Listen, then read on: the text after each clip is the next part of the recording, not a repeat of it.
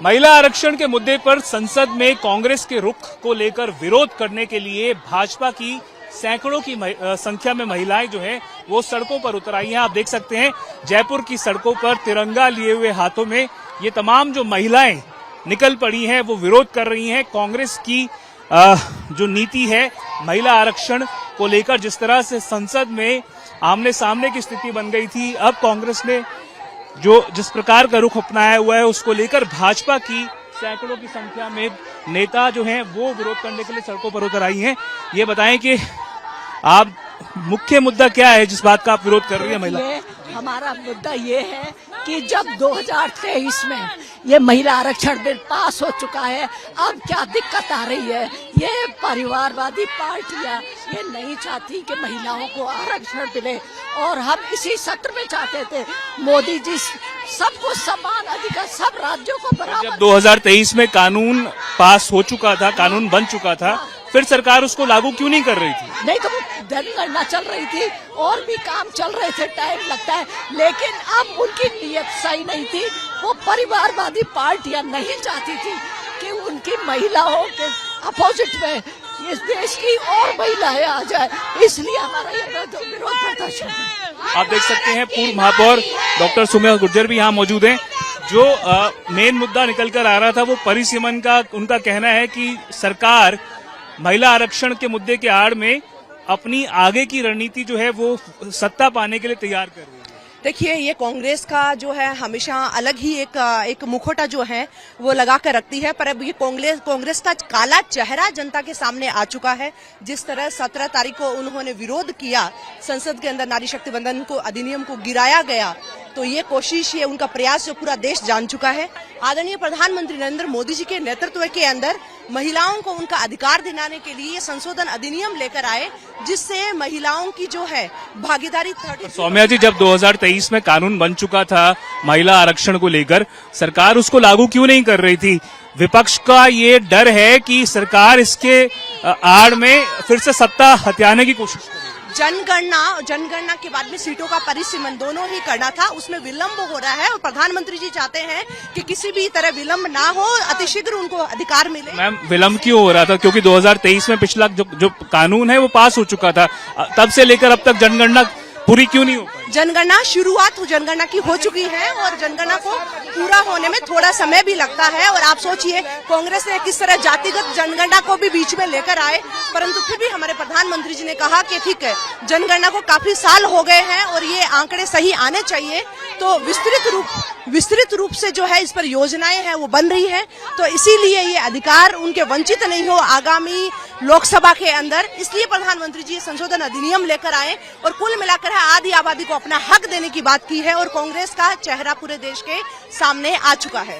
तो ये इनका कहना है कि कांग्रेस का चेहरा सामने आ चुका है, पर जो महिला आरक्षण का मुद्दा है उसको लेकर विपक्ष का ये कहना है कि साफ तौर पर जिस तरह से सीटें बढ़ाने की बात की गई है, और अगर वो जनसंख्या के बेसिस पर होता है तो वो राज्य जिन्होंने जनसंख्या को काबू में रखा है या बहुत ज्यादा बढ़ने नहीं दिया है, उनको नुकसान होगा अगर उनकी सीटें उस तरह से नहीं बढ़ती जैसे कि उन राज्यों की बढ़ती है जहां पर जनसंख्या पिछले कई दशकों में बेतहाशा बढ़ी है। आप देख सकते हैं तमाम जो महिलाएं हैं ये जयपुर में जो विरोध प्रदर्शन करने के लिए निकली हैं।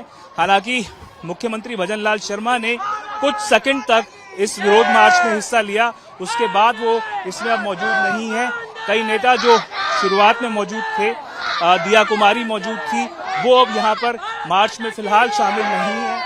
और ये पूरा जो मार्च है वो बीजेपी कार्यालय के बाहर से लेकर शहीद स्मारक की तरफ जाने का इनका इरादा है। और ये तमाम महिलाएं जो हैं वो महिला आरक्षण के मुद्दे पर कांग्रेस को घेरने में लगी हुई हैं।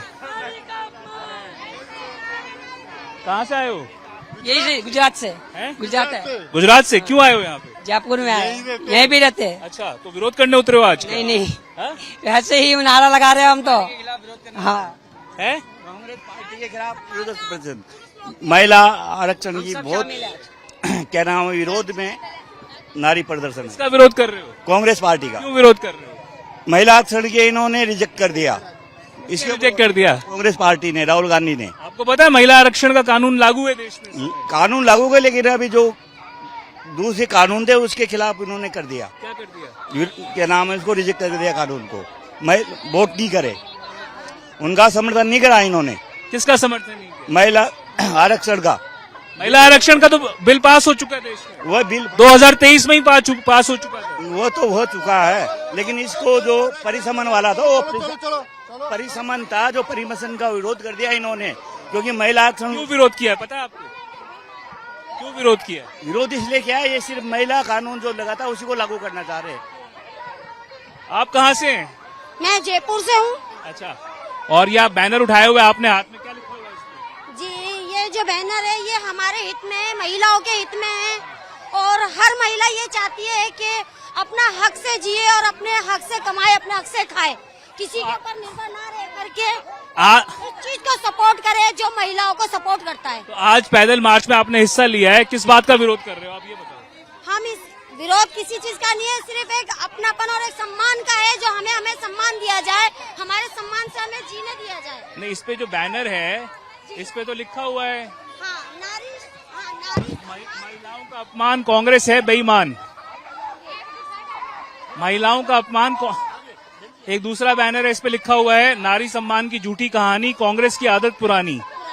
तो आप बीजेपी की कार्यकर्ता हैं? बिल्कुल। तो ये क्या क्यों लिखा है ये इसलिए लिखा है कि जहाँ भी महिलाओं का शोषण हुआ, जहाँ भी महिलाओं के साथ में कोई भी दुष्कर्म हुआ है, वहाँ कांग्रेस हमेशा दबा के चलती है। दुष्कर्म पर बीजेपी के कई नेता हैं जिनके ऊपर दुष्कर्म का आरोप लग चुका है। कुलदीप सेंगर है, बृजभूषण है, उनके ऊपर दुष्कर्म या महिलाओं के उत्पीड़न का आरोप लग चुका है। सर, आरोप लगाना तो कांग्रेस की नीति है, आरोप लगाना और आगे बढ़ना। जब तक आरोप नहीं लगाएंगे। बृजभूषण शरण सिंह पे तो जो महिलाएं जो खिलाड़ी हैं उन्होंने आरोप लगाया। सर, वो महिला खिलाड़ियों के पार्टी ने उनको बाहर तो निकाला नहीं। अगर उनके साथ में ऐसा कुलदीप सेंगर के ऊपर आरोप था, कुलदीप सिंगर के साथ आरोप था, तो उसकी सुनवाई सरकार कर रही है। उसकी सुनवाई जहाँ तक सच है, उनके साथ सबके साथ में सम्मान के साथ। सुनवाई सरकार थोड़ी ना करती है, सुनवाई तो कोर्ट करती है, और उनको तो सजा दी जा चुकी है, उनको दोषी ठहराया जा चुका है।